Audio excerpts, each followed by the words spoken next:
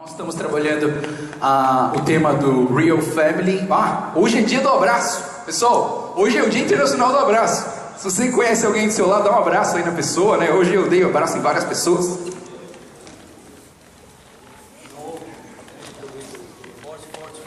Pessoal, não é para abraçar a igreja inteira, senão a gente não termina a pregação hoje, tá? Só. Mas a gente está trabalhando o tema do Real Family. Real Family no sentido de trazer uma realidade bíblica e do reino de Deus para as nossas famílias, mas também para a gente pensar na família vivendo o reino, né? Vivendo o royal, o reinado, o reino de Deus aqui na terra. O texto que eu separei para ser o tema base dessa nossa série é 1 Pedro 2,9, que diz: geração eleita, sacerdócio real, nação santa, povo exclusivo de Deus, para anunciar as grandezas daquele que nos chamou das trevas para a sua maravilhosa luz. Deus escolheu cada um de nós para sermos uma família que vive o reino de Deus aqui na terra. Semana passada eu falei sobre algumas realidades também, realidades do reino, né? Se funcionar.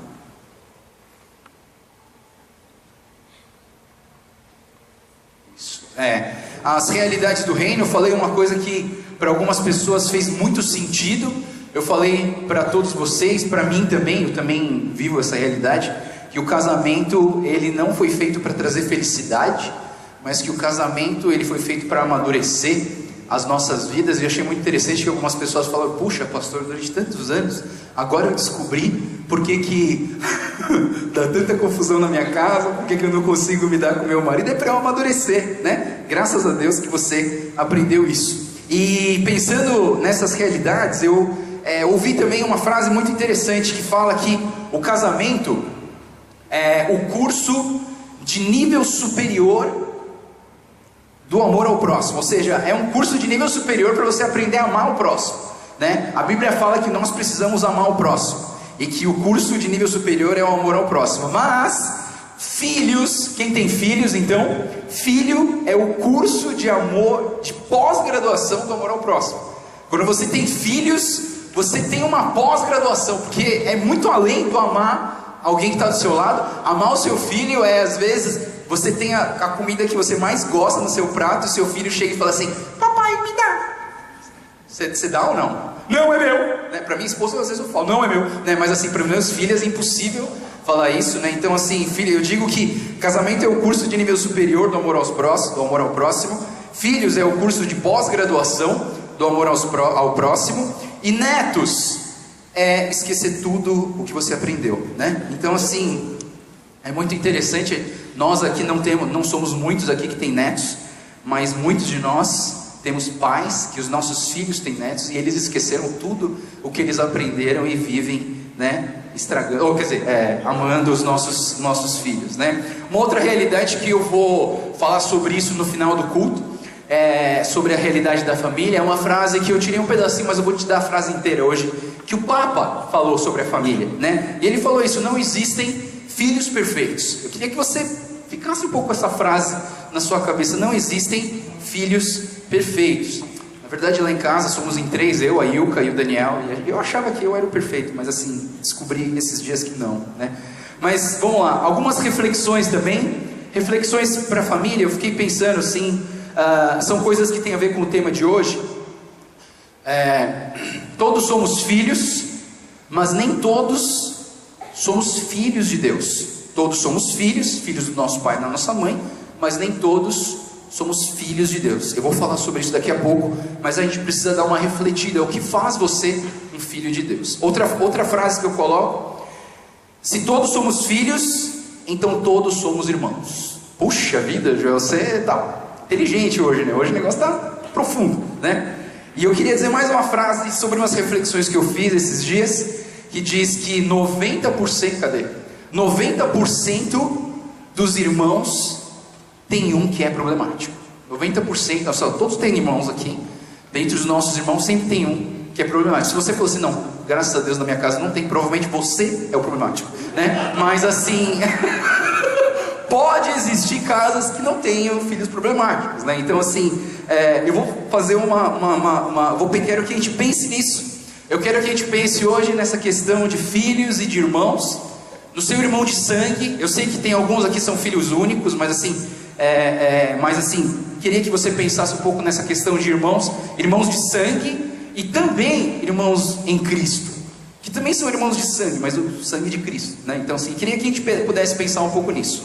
Na Bíblia, a gente tem várias histórias sobre irmãos, e uma das histórias mais famosas que a gente tem de irmãos, que foram os primeiros irmãos da Bíblia, né? Então, Deus criou Adão, Deus criou Eva, e os dois tiveram relação, e eles tiveram dois filhos. Esaú e... Não é, brincadeira, ainda bem que vocês não falaram, né? Mas assim, os dois filhos de Adão e Eva eram Abel e Caim. O que aconteceu na história de Abel e Caim? Abel, ele era um criador de ovelhas, e o Caim, ele era um agricultor. E aí então eles foram fazer uma oferta ao Senhor. Caim pegou, diz a palavra de Deus, se você quiser ver lá em Gênesis capítulo 4, você pode... Caim, ele era um agricultor, e ele foi indo fazer oferta ao Senhor, o holocausto, e ele catou o fruto da terra. Ele catou alguma coisa que ele viu no caminho, sei lá, na mangueira tinha manga, ele pegou as mangas, alguma coisa que ele achou no meio do caminho, e ele pegou aquilo para ofertar. E o Abel, como ele era um pastor de ovelhas, ele pegou da melhor ovelha, a ovelha mais perfeita, a ovelha mais bonita, a primeira ovelha, a coisa mais preciosa que ele tinha, e com aquela ovelha ele fez uma oferta ao Senhor. O que aconteceu foi que Caim, ele ficou com muita inveja do irmão dele. Às vezes a gente tem inveja dos nossos irmãos, né? E Caim naturalmente teve inveja do seu irmão. E então Caim chamou o Abel para ir até o campo. E lá no campo Caim atacou Abel, de forma que Abel morreu. E aí vem a frase que eu coloco aqui nesse versículo, que diz o seguinte: Miguel, você vai ter que me ajudar aí. Então o Senhor perguntou a Caim: onde está o seu irmão Abel? Respondeu ele: não sei, sou eu responsável pelo meu irmão? Veja bem, Deus chega até Caim e fala assim: Caim, onde está o seu irmão Abel? Respondeu ele: não sei, sou eu responsável pelo meu irmão? Essa frase então o Senhor perguntou a Caim: onde está o seu irmão Abel? E essa frase, ela nos remete a pensar em várias outras frases. Eu fico perguntando para mim mesmo se você está preocupado com o teu irmão. Estou falando do irmão de sangue, tá? O mesmo filho da sua mãe, do seu pai, seu irmão. Será que você está preocupado com ele? Quanto tempo que você não fala com ele, com ela? Sabe quanto tempo que a gente não pergunta? Alguns irmãos são muito próximos, mas nem todos são próximos, nem todos conseguem ter essa pergunta: onde está o seu irmão Abel? Talvez essa pergunta possa se refletir como: será que o meu irmão está perdido no mundo? Será que o meu irmão está triste, deprimido? Será que o meu irmão está brigando com a esposa? Será que o meu irmão está preso ao pecado e não consegue soltar? Será que o meu irmão está triste comigo ou com algum outro irmão? Ou será que o meu irmão está desempregado? Sabe, são perguntas que a gente às vezes não faz para nós mesmos em relação aos nossos irmãos. Estou falando do irmão de sangue. Talvez ele mora fora, mora longe, talvez faz tempo que você não vê o teu irmão. E eu queria que hoje a gente pudesse pensar um pouco nisso. Pensar um pouco nessa frase do Caim, em dizer: não sei onde ele está. Acaso eu sou responsável do meu irmão? Eu sou babá do meu irmão? Eu sou o guardador do meu irmão? Será que eu sou? Por que cada um cuida da tua vida? Mas eu queria que a gente pudesse refletir nisso, porque nós estamos falando aqui da vivência de uma família baseada no reino de Deus, nos princípios de Deus. Eu queria que a gente pudesse pensar nisso. O que me faz ser um filho de Deus? Pergunta de hoje: o que me faz ser um filho de Deus? Vamos lá, a Bíblia, vamos olhar para a Bíblia, né? Romanos capítulo 8, versículo 12 até o versículo 15 vai dizer o seguinte: portanto, irmãos, estamos em dívida, não para com a carne, para vivermos sujeitos a ela, pois se vocês viverem de acordo com a carne, morrerão. Mas se pelo Espírito fizerem morrer os atos do corpo, viverão. Porque todos os que são guiados pelo Espírito de Deus, são filhos de Deus.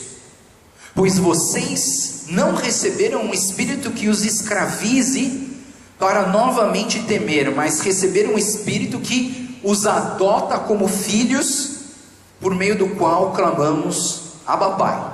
Então assim, no meu modo de ver, eu fico pensando que ser filho de Deus, na verdade, não é para todos, mas é para aqueles que receberam o Espírito Santo e receberam essa adoção para serem filhos de Deus, porque todos os que são guiados pelo Espírito são filhos de Deus. Então os filhos de Deus são assim. Então, Joel, então explica por que aquele que não está na igreja, que ele não tem Cristo, não é filho de Deus. A Bíblia fala que todos somos criatura de Deus. Nós somos criados à imagem e à semelhança do papai. Todos somos criados à imagem e semelhança de Deus. Mas eu creio que nem todos são filhos de Deus. São filhos de Deus sim, aqueles que entregaram a sua vida para Jesus, aqueles que vivem guiados pelo Espírito. Aí você fala assim: pô, João, mas eu venho na igreja e tal, mas assim, durante a semana eu não tenho muito esse negócio de viver guiado pelo Espírito. Tem sim. Por isso que você vem na igreja, por isso que você está buscando. O Espírito Santo está falando com você. Outro texto em Romanos mesmo, capítulo 8, versículo 19 e 23, diz o seguinte: a natureza criada aguarda com grande expectativa que os filhos de Deus sejam revelados, pois ela foi submetida à futilidade, não pela sua própria escolha, mas por causa da vontade daquele que a sujeitou, na esperança de que a própria natureza criada será libertada da escravidão, da decadência em que se encontra, para a gloriosa liberdade dos filhos de Deus. Sabemos que toda a natureza criada geme até agora, como em dores de parto. E não só isso, mas nós mesmos temos os primeiros frutos do Espírito, gememos interiormente, esperando ansiosamente a nossa adoção como filhos, a redenção do nosso corpo. Então nós, assim, se você ler o texto que eu coloquei aqui no boletim essa semana, você vai entender um pouco isso. Nós somos criaturas de Deus. A Bíblia fala em João 3,16 que o único Filho de Deus, porque Deus amou o mundo, que enviou o seu único Filho, o seu Filho unigênito, para que todo aquele que nele crê não pereça, mas tenha a vida eterna.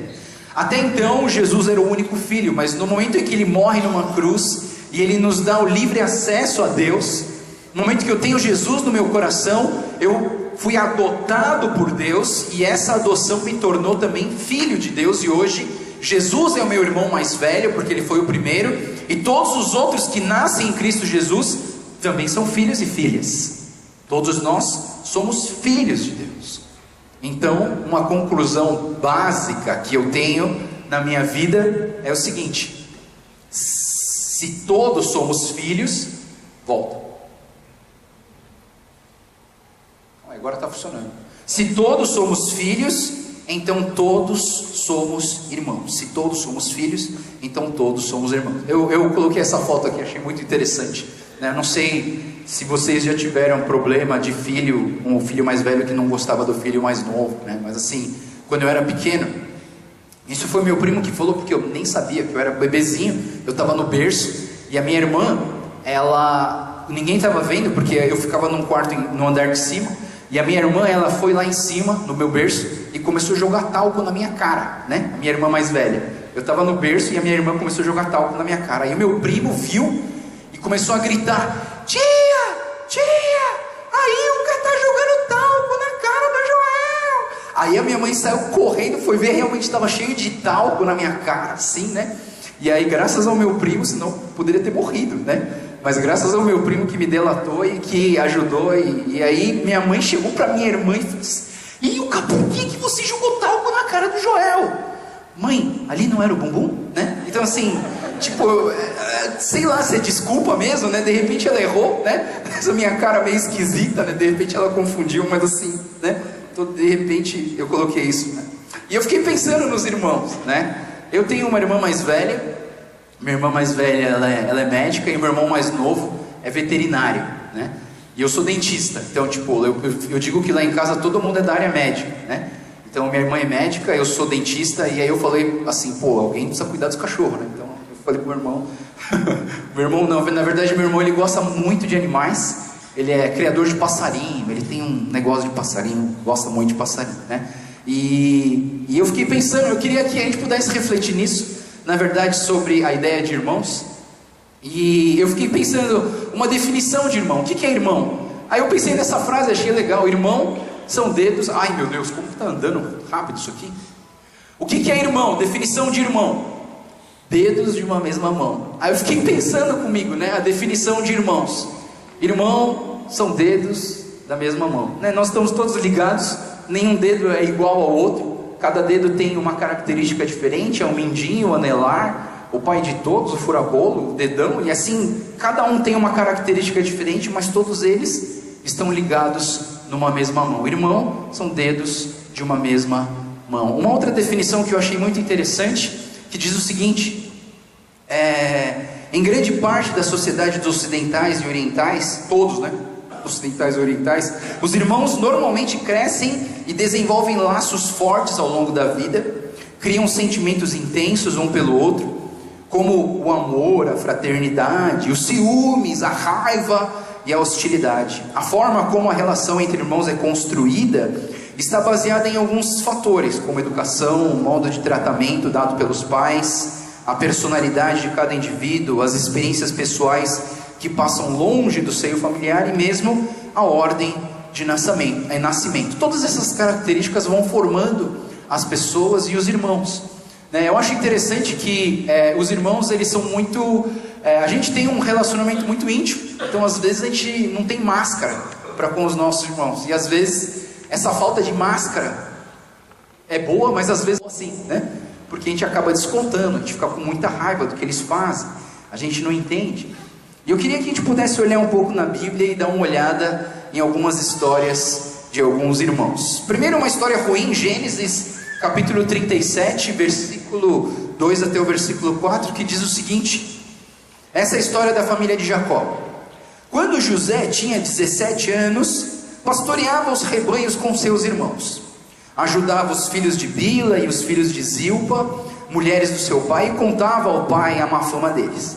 Ora, Israel é Jacó, tá? Israel gostava mais de José do que de qualquer outro filho, porque ele havia nascido na sua velhice, e por isso mandou fazer para ele uma túnica longa. Quando os seus irmãos viram que o pai gostava mais dele do que qualquer outro filho, odiaram-no e não conseguiram falar com ele amigavelmente. Se você acompanhar a história, você vai lembrar comigo que depois os irmãos tramaram matar a vida de José. Aí um deles falou: não, vamos matar não, porque se a gente matar a gente não ganha nada, vamos vender, porque se a gente vender, a gente ganha alguma coisa. Aí eles bateram nele, jogaram ele num buraco, pegaram essa túnica especial que o pai fez para ele, rasgou, manchou de sangue e falou para o pai: ó pai, o leão comeu teu filho querido. Sabe, às vezes a gente tem raiva dos nossos irmãos. Eu não sei quantos de vocês teve ciúmes, né, do seu irmão. Eu tive uma época na minha vida que a minha irmã mais velha, eu achava que minha irmã mais velha, o meu pai gostava mais da minha irmã mais velha, e a minha mãe gostava mais do meu irmão mais novo. E eu ficava com os cachorros, né? E eu achava isso, né? Até um tempo eu ficava assim, me lamentando por ter nascido filho do meio. Até um dia que eu olhei para o hambúrguer e eu falei assim: puxa, tudo de bom fica no meio do pão, né? Mas assim, sabe, eu ficava pensando, mas hoje eu fico pensando, que bobo que eu era. Que bobo. Pode até acontecer do seu pai ter um preferidinho, mas ele ama todos. Ele ama todos vocês como filhos e como irmãos. Essa aqui é o exemplo ruim, vou dar agora um exemplo bom. Em Êxodo capítulo 2, versículo 3 e 4, diz a história de Moisés quando ele era bebê. Quando já não podia mais escondê-lo, lembrando um pouquinho da história que eles viviam no Egito e o faraó ouviu que daquela geração ia nascer o Salvador, e aí o faraó mandou matar todos os bebês que nasceram naquela época. E aí então a mãe do Moisés botou ele dentro de uma cesta, colocou um impermeabilizador e jogou ele no rio, e deixou o rio, ele desceu o rio. E a irmãzinha, a Miriam, irmã do Moisés, acompanhou tudo isso. Quando já não podia mais escondê-lo, pegou um cesto feito de junco e juntou com piche e betume, colocou nele o menino e deixou o cesto entre os juncos à margens do rio. A irmã do menino ficou observando de longe para ver o que lhe aconteceria. A filha do faraó descera ao Nilo para tomar banho. Enquanto isso, suas servas andavam pela margem do rio. Nisso viu um cesto entre os juncos e mandou a sua criada apanhá-lo. Ao abri-lo, viu um bebê chorando. Ficou com pena dele e disse: esse menino é dos hebreus. Então a irmã do menino, que estava acompanhando o percurso daquele cesto, então a irmã do menino aproximou-se e perguntou à filha do faraó: a senhora quer que eu vá chamar uma mulher dos hebreus para amamentar e criar o seu menino? Muito interessante essa história, né? Essa irmã, ela ficou preocupada com aquele irmãozinho dela. Ela sabia que ele ia morrer, porque todos os bebês estavam morrendo. Mas elas tiveram uma ideia de colocar ele no rio e lançar a sorte. E aí o menino foi navegando pelo rio até que encontraram. E a irmã foi correndo e deu essa sugestão. E a filha do faraó aceitou a ideia. Né? Interessante como nós, com esse exemplo da Miriam, eu queria que você refletisse na sua vida: será que aquela frase do Caim que eu coloquei no começo está certa? Não sei. Acaso sou eu o guardador do meu irmão? Acaso sou eu responsável pelo meu irmão? Acaso sou eu o babá do meu irmão? Mas eu queria dizer para vocês hoje, e esse é o teor da minha pregação: sou sim responsável pelo meu irmão, pela minha irmã. Sou eu sim responsável pelo meu irmão e pela minha irmã. Eu gosto muito da expressão da Revista Corrigida, de uma Bíblia que tem uma versão que diz que eu sou guardador do meu irmão. Ser guardador do meu irmão, né? E eu queria dar 3 características que eu vejo dentro do reino de Deus, em viver o reino na minha família, de como ser um bom irmão para a minha irmã, um bom irmão para o meu irmão. Isso eu queria que a gente pudesse pensar então em 3 características de um bom guardador do seu irmão. Primeiro, suporte. Eu queria que a gente pudesse entender, a Bíblia fala várias vezes: suportai-vos uns aos outros, suportem-se uns aos outros. Eu queria que a gente pudesse pensar nisso. Colossenses capítulo 3, versículo 13, ele diz o seguinte: suportem-se uns aos outros e perdoem as queixas que tiverem um contra os outros, perdoem como o Senhor lhe perdoou. Colossenses 3, 13.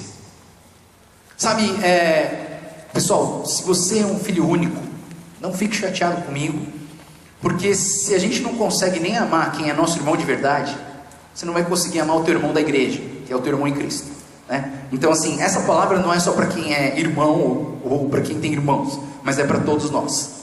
A ideia de suportar, quando você olha na Bíblia e você pensa na ideia de suportar o irmão, às vezes a gente pensa que suportar é aquela ideia de: ai meu Deus, estou carregando ele, né? Você está carregando o peso inteiro do seu irmão. Não. Coitada da minha irmã, se ela tivesse que carregar eu e meu irmão, né? 2 gigantes, a minha irmã é bem pequenininha assim, coitada dela, ia se amassar toda, né? Mas assim, a ideia de suportar, ela tem essa ideia de manter a cabeça erguida. Então suportar significa um encosta no outro e eles se inclinam e eles se apoiam. Esse apoio, na verdade, é o suporte que a gente precisa dar uns pelos outros. Na verdade, a gente precisa, como eu falei no começo, perguntar como estão as coisas, ser sinceros uns com os outros. Eu sei que a gente tem dificuldade de ser sincero às vezes com o nosso irmão, com a nossa irmã. A gente gostaria de ser mais sincero, mas a gente não é, porque vamos evitar conflitos. Mas quando você era pequenininho, você não evitava conflitos, o pau rolava e você sabe como que é o negócio, né? Eu e meu irmão, a gente brigava demais, mas era muito interessante. Eu e meu irmão, quando a gente brigava, a gente saía na mão, né? O cara era alta graduação do taekwondo, eu era a graduação do judô, e a gente se pegava, né? 2 empregadas na minha casa pediram demissão porque viram eu e meu irmão brigando. Ela falou assim: a senhora, aqui eu não trabalho. Ela pediu demissão, porque ela falou, ela viu eu e meu irmão brigando. Imagina, dois monstros, né, se pegando, se degladiando dentro de casa, quebrando tudo, né? E elas foram embora. Mas sabe, eu e meu irmão, quando a gente brigava, saía na mão. Eu quebrei 2 dentes dele, talvez por isso que eu quis ser dentista, né? Mas assim, a gente brigava e daqui 5 minutos a gente já estava se abraçando e brigando de novo, né? Teve um caso muito interessante que o meu irmão, ele era bem mais leve do que eu. Então eu saía correndo atrás dele para pegar ele, para bater nele, mas eu não conseguia, porque ele era muito rápido. E ele era sacana, sabe? Porque ele corria no corredor, e às vezes ele corria no corredor, quando ele estava correndo, ele via que eu estava chegando, ele esperava eu chegar mais perto, aí ele dava uma acelerada e puxava a porta. Aí eu vinha com tudo de cara na porta, eu ficava com mais raiva dele, né? E aí um dia eu peguei um negócio de plástico assim, né, tipo uma arminha, e joguei assim, pegou na cabeça dele, começou a sangrar a cabeça dele. Eu falei: ai meu Deus. Aí eu sentei no chão e falei assim: ai, minha mãe vai me matar. E eu comecei a chorar, o meu irmão com a cabeça rasgada, eu comecei a chorar: ai, minha mãe vai me matar. Aí meu irmão todo bonitinho, né, ele vem assim com a cabeça sangrando: Joel, eu não vou contar pra mamãe, não precisa ficar assim. Tá bom, então vamos consertar essa bagaça, né? Vamos limpar. Mas sabe, eu e meu irmão, a gente brigava muito, mas a gente sempre fazia as pazes. Agora com a minha irmã, o negócio era mais complexo, né? Às vezes eu fazia uma coisa que ela odiava, entrava no quarto dela para ver se tinha alguma coisa legal para brincar, né? E ela era mais velha, 3 anos mais velha, então ela tinha um monte de coisa legal. Eu ia lá catar o Discman dela. Tem gente que nem sabe o que é Discman, mas assim, tinha um negócio chamado Discman. Aí eu pegava, e minha irmã ficava muito brava dela, pegava assim: sai do meu quarto, eu te odeio! Pum! Batia a porta e ficava 1 mês sem falar comigo, né? Então assim, com a minha irmã sempre foi mais difícil de fazer as pazes. Quando a gente era mais velho, a gente ficou um tempão sem se falar. E até, você lembra que tinha um negócio chamado Orkut, né? Eu comecei a falar com a minha irmã pelo Orkut. Tipo, eu era dentista numa sala e ela era oftalmo na sala do lado. A gente não se falava, mas a gente começou: oi Ilka, tudo bem? Ela: oi, tudo bem? Oh, como que você tá? Ah, tudo bem. Nossa, faz tempo que a gente não se fala, né? É verdade. A gente ficou mais de 1 ano e meio sem se falar. A gente começou a falar pelo teclado, né? Aí depois a gente voltou a ser amigo. Mas sabe, falei pra vocês no começo que existem irmãos que são problemáticos. E às vezes nós queríamos falar alguma coisa pra eles. E sabe que faz parte do suportar-vos uns aos outros a ideia que está em Efésios 4, versículo 25, que diz o seguinte: portanto, cada um de vocês deve abandonar a mentira e falar a verdade ao seu próximo, pois somos membros de um mesmo corpo, somos dedos de uma mesma mão. Sabe, eu sei que você talvez tenha um irmão problemático, uma irmã problemática, e que você queria falar alguma coisa para ela. Talvez há muito tempo você queria falar alguma coisa, mas você não fala. Eu achei na internet, tem a Universidade da Família, tem um texto que fala sobre os irmãos problemáticos, e ali ele fala sobre uma carta que a família faz para esse filho, para esse irmão. Não. Essa carta, eu vou ler essa carta para vocês, tá? Pessoal, essa não é essa carta que você vai colocar aqui, é uma outra, tá? Isso aqui é só uma carta. Eu queria que eu ler para vocês, porque eu acho que eu já quis falar isso pro meu irmão uma vez. Eu tentei falar, não deu certo, mas talvez eu tente de novo. Mas essa carta fala assim: estamos lhe enviando essa mensagem porque gostamos muito de você e temos notado que algumas das suas atitudes são típicas de quem não gosta de si próprio. Por isso, por existirem pessoas que gostam de você, acho que você deveria prestar atenção a essas palavras, para perceber que vale a pena ser menos egoísta e dar um pouco do que você tem de melhor a todos aqueles que te cercam e te amam. Pode ser que você esteja atravessando um momento meio complicado, daqueles em que nada parece dar certo, daqueles que o universo parece conspirar contra a gente. Isso acontece. Todos nós, em determinado momento, já vivemos uma fase ruim. Sabe, ninguém quer se intrometer na sua vida, ninguém quer decidir aquilo que você deve ou não fazer. No entanto, acho que se você ouvir um pouco mais da opinião dos outros, você pode encontrar com mais facilidade os atalhos para a resolução dos seus problemas. É por isso que lhe dirigimos essas palavrinhas, para que você pense um pouco mais sobre as suas atitudes recentes, esqueça o orgulho, ouça boas palavras que as pessoas te cercam têm para lhe dizer, e perceba que é uma pessoa muito querida para todos. Entenda que não há mal que sempre dure. Há muita gente a fim de ajudar, tá bom? Aí, a pessoa assim. Sabe, sei lá, se eu posso dizer que eu tenho uma vontade de ajudar meus irmãos. Mas durante muito tempo eu deixei de lado. Nem sabia o que eles estavam passando. E eu fico pensando comigo mesmo, será que eu estou vivendo o reino de Deus da maneira certa? Segunda questão do guardador do meu irmão, eu queria que a gente pudesse pensar um pouco na ideia da unidade. O que é unidade? 1 João, capítulo 2, versículo 9 a 11, diz o seguinte: aquele que diz que está na luz e odeia o seu irmão, até agora está em trevas. Aquele que ama o seu irmão está na luz, e nele não há escândalo. Mas aquele que odeia o seu irmão está em trevas, e anda em trevas, e não sabe para onde vai, porque as trevas lhe cegam os olhos. Então assim, o reino de Deus, ele é baseado no amor e na unidade. A Bíblia fala que se você não consegue amar alguém que você vê, como que você vai amar alguém que você não vê? Então nós precisamos resolver essa questão do amor e do perdão. O suporte que eu falei para vocês agora há pouco, suportem uns aos outros e perdoem as queixas que tiverem uns dos outros. Para quê? Para a gente manter a união. Eu acho muito interessante, às vezes a união é feita pela mãe, né? A mãe que faz as pessoas ficarem unidas, o pai que faz as crianças ficarem unidas. A minha esposa tem uma irmã chamada Thalita, e me falaram que às vezes quando elas brigavam, o pai dela mandava elas se abraçarem. Enquanto não pedir perdão, não podia soltar. Coitada das meninas, né? Ficava abraçada. Aí eu falava, já perdoei. Não perdoa de verdade, fica aí. Até perdoar de verdade e até o abraço artificial se tornar realmente um abraço verdadeiro. Mas nós precisamos aprender a ideia da unidade, do amor. Guardar o irmão é lutar pela unidade da família, é lutar pela unidade entre os irmãos. E o último ponto que eu queria dizer para vocês, como guardador do meu irmão, é que nós precisamos viver o reino de Deus nas nossas vidas. O reino de Deus se baseia em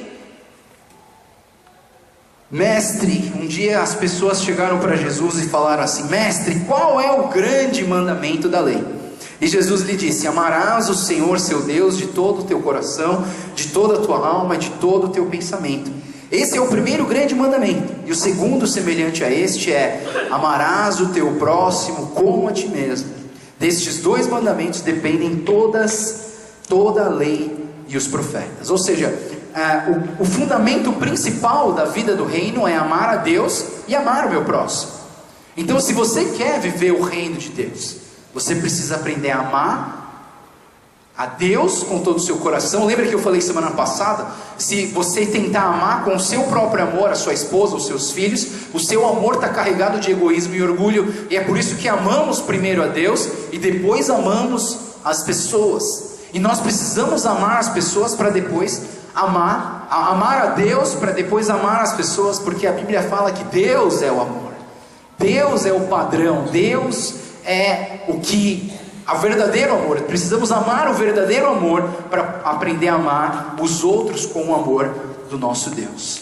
Então, viver o reino de Deus, vou definir aqui que viver o reino de Deus é isso. É um reino em que uma vida tem mais valor do que todas as coisas no mundo. Como diz em Mateus 16, 26. Se você é parte desse reino, não é por mérito, mas por graça e amor. Mas é preciso entender, é impossível, completamente impossível, ser parte dele e ao mesmo tempo escolher não amar, não perdoar e não servir ao seu semelhante. Pois gente é o que mais importa. Na igreja, gente é comprada em comunhão com Deus, com gente que são os nossos irmãos e os novos convertidos, e aqueles que vêm ao nosso encontro. Então o reino de Deus, a igreja, são pessoas, e não são prédios, simplesmente prédios, mas o reino de Deus são pessoas. E coloco então a frase do Papa. O Papa disse uma coisa muito interessante, calma aí. O Papa disse o seguinte: não existe família perfeita, não temos pais perfeitos, não somos perfeitos, não nos casamos com uma pessoa perfeita e nem temos filhos perfeitos. Temos queixas uns dos outros, decepcionamos uns aos outros e por isso não há casamento saudável e nem família saudável sem o exercício do perdão. O perdão é vital para a nossa saúde emocional e sobrevivência espiritual. Sem perdão, a família se torna uma arena de conflitos e um reduto de mágoas. Sem perdão, a família adoece. O perdão é a asepsia da alma, a faxina da mente, a alforria do coração. Quem não perdoa, não tem paz na alma e nem comunhão com Deus. A mágoa é um veneno que intoxica e mata. Guardar mágoa no coração é um gesto autodestrutivo, autofagia. Quem não perdoa, adoece física, emocional, espiritualmente. É por isso que a família precisa ser um lugar de vida e não de morte, território de cura e não de adoecimento, palco de perdão e não de culpa. O perdão traz alegria onde a mágoa produziu tristeza, cura onde a mágoa causou doença. Não existem famílias perfeitas, não existem pessoas perfeitas. Por isso eu queria lançar um desafio para vocês hoje. O desafio é o seguinte. Pode fazer mais um? O desafio é o seguinte: cada um de vocês recebeu uma carta como essa. Dentro dessa carta tem uma folha azul. Dentro dessa folha azul você vai fazer o seguinte: você vai pegar quantos irmãos você tem. A gente deu a quantidade de envelopes pela quantidade de irmãos que você tem. Você vai colocar aqui: eu tenho um irmão chamado Daniel e uma irmã chamada Ilka. Para o Daniel, e outra carta eu vou escrever para a Ilka. Aí nessa carta você vai escrever o seguinte: querido irmão, gostaria de te dizer 3 qualidades que vejo em você. Sabe por quê? Porque críticas para o seu irmão você tem vários. Eu ia precisar te dar 5 folhas dessas, né? Mas assim, virtudes é difícil da gente encontrar nos nossos irmãos. Eu queria que você encontrasse 3. Pessoal, não é muito, são só 3. 3 virtudes. Ah, o meu irmão, ele é muito talentoso. O meu irmão, ele é um cara muito... ele tem muitas habilidades. O meu irmão é uma pessoa que tem muito amor pelas pessoas e pelos animais. Eu vou colocar isso aqui na carta para o meu irmão. Eu vou dizer: eu te amo muito, Joel, e eu vou entregar essa carta para ele. Talvez você tenha algum irmão que já faleceu. Talvez você vai pegar essa carta e você vai escrever. E um dia, quando você for no túmulo dele, você coloca essa carta lá. Se o seu irmão mora longe, pega essa carta. Se você quiser, eu envio para você. Você põe o endereço, eu selo, eu vou no correio, levo e mando essa carta para você. Mas eu queria que você entregasse essa carta para o teu irmão. E para você fazer isso da maneira correta, eu queria dar um exemplo para vocês. Eu chamei uma irmã aqui de alguém da igreja, e essa irmã escreveu uma carta para sua irmã, e ela vai ler essa carta aqui na frente, depois a gente vai orar juntos, tá? Então eu vou chamar então, por favor. Vamos dar uma salva de palmas. O nome dela é Thalita. Obrigado, Thalita, pelo desafio. A Thalita, ela é irmã da Débora, a minha esposa. Claro que eu não vou chamar alguém que eu não conheço. Minha cunhada favorita, só tem ela. E aí ela vai ler o que ela escreveu para a irmã dela, tá?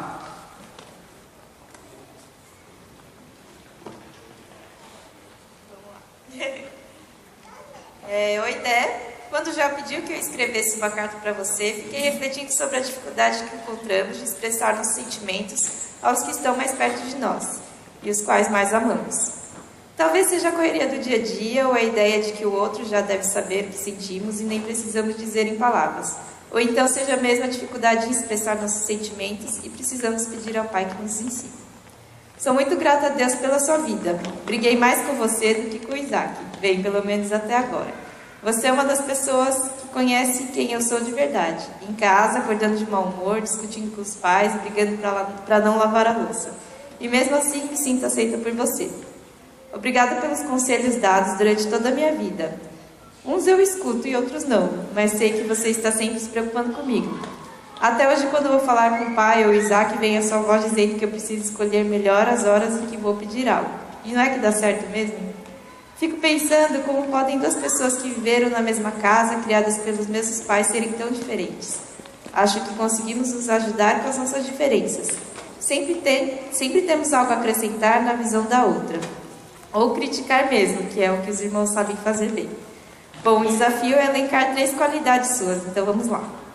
Te vejo como uma mulher forte, guerreira e às vezes bem bravinha. Você não se assusta fácil com os desafios que a vida traz. Você os encara e conta com a ajuda de Deus e das pessoas.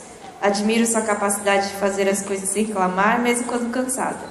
Outra qualidade é a sua generosidade em repartir seus bens e seu tempo com as pessoas. Não mede esforços para ajudar os outros, cruza a cidade para o café com uma amiga e deixa de fazer suas coisas para colher as necessidades dos outros e tem o coração voltado para Deus e sua obra. E por fim, admiro sua capacidade de ser conciliadora, de ouvir os 2 lados da história, de intermediar as relações. Acho que isso é um dom de Deus. Lembro de você intercedendo por mim para que o pai deixasse eu sair ou furar a orelha. E mesmo com os pais já velhinhos, você está lá, pedindo que se entendam bem e dando conselhos.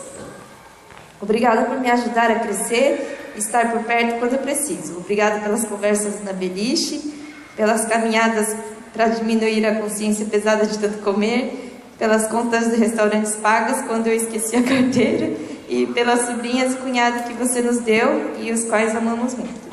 Termino dizendo um eu te amo à nossa maneira, um eu te amo bem rápido e com uns tapinhas nas costas, com amor tá ali.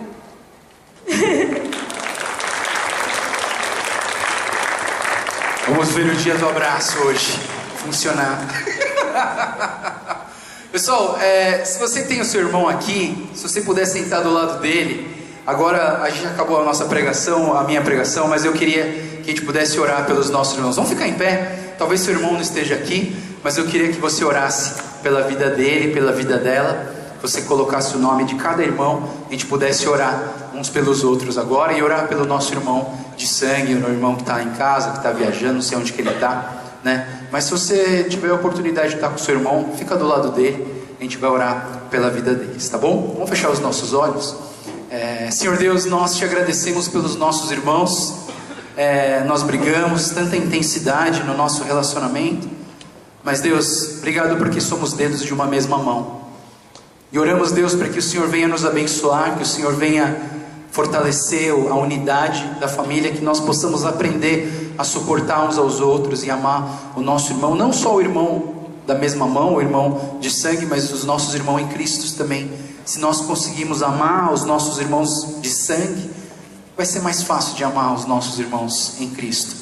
E eu oro, Deus, para que o Senhor derrame do Teu reino sobre as nossas vidas.